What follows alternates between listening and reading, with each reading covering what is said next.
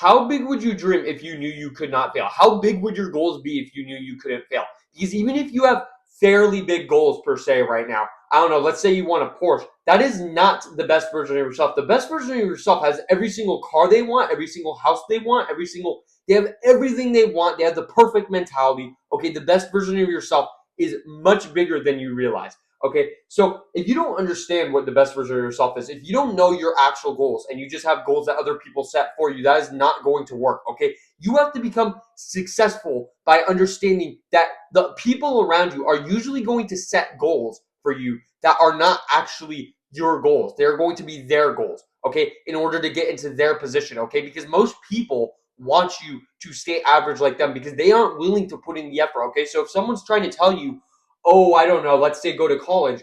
Okay, well, if you're going to decide to go to college, if that's not what you want to do, then you shouldn't do that, okay? Because that's not your goal in the first place. The goal for you was to, I don't know, let's say get a Porsche, okay? If you go to college, you have to spend a lot of money on tuition. That's not going to get you a Porsche, okay? So you have to get up and decide that you're going to try harder than everybody else and you are going to care about your life more than everybody else cares about their own life because most people nowadays do not care about their life enough to get up and take action. It is so easy to become successful nowadays. It is so easy. It is not hard. Everybody says it's hard.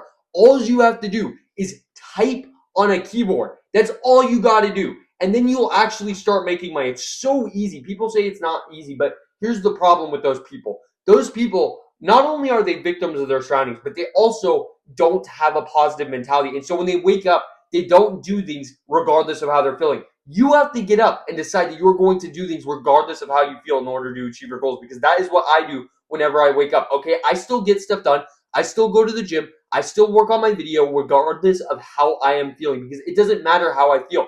I need to achieve my goals. Okay, that matters more than my emotions. Okay, now you might be thinking, oh, Riley, that's a negative mentality. Well, here's the thing. If you have a positive mentality while doing this, then you don't have to worry about doing the work regardless of your emotions because you will always be in a very good mindset and a very, maybe not a very good mood because that's not what life's all about. Okay, you are going to have moments where you are sad. You are going to have moments where you are in a bad mood. However, if you have a positive mentality, even if you wake up in a bad mood, your positive mentality will usually end up uplifting you into taking action and working towards your goals. So this is what it takes in order to become successful. And it's hard for me to feel sorry for the people who don't train hard in the gym. They're like, oh, why don't I have my dream physique?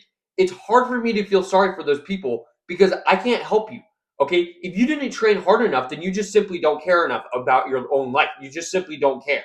Okay. And you might be saying that's not true, but here's the thing. If they actually cared, they would have already achieved their dream physique by now. Okay. So when I see these people who go to the gym for a year and they don't have their dream physique, you haven't actually been training correctly. You haven't looked at the correct statistics of how to stimulate the muscle in order to grow. You aren't trying hard enough. Okay, that's the problem. Okay, if you're a fighter and you're not training hard enough, then you're going to lose. When I lost my wrestling matches, I mentally understood that it was completely and utterly my fault. Okay, it wasn't anybody else's fault. Okay, when I see these people in my wrestling, for example, who would sit on the sidelines and cry after losing a wrestling match or one too many, it's like, how am I supposed to feel sorry for you? It's completely and utterly your fault. It's completely and utterly my fault if I lose my wrestling match. Okay, they chose to mentally not focus on it correctly and mentally not understand that they are the deciders of their life. They didn't choose to be independent. Okay, you have to decide that you are in control of your own life. It is completely and utterly your fault, no matter what goes on in your life, because nobody is going to do the work for you. Nobody is going to care about your life for you. You have to get up and decide that you are going to try harder than everyone around you in order to achieve your goals because that is what it takes. So that's all I wanted to talk about today, guys. I thank you guys so much for the support. Other than that, that's about it. Thanks for watching.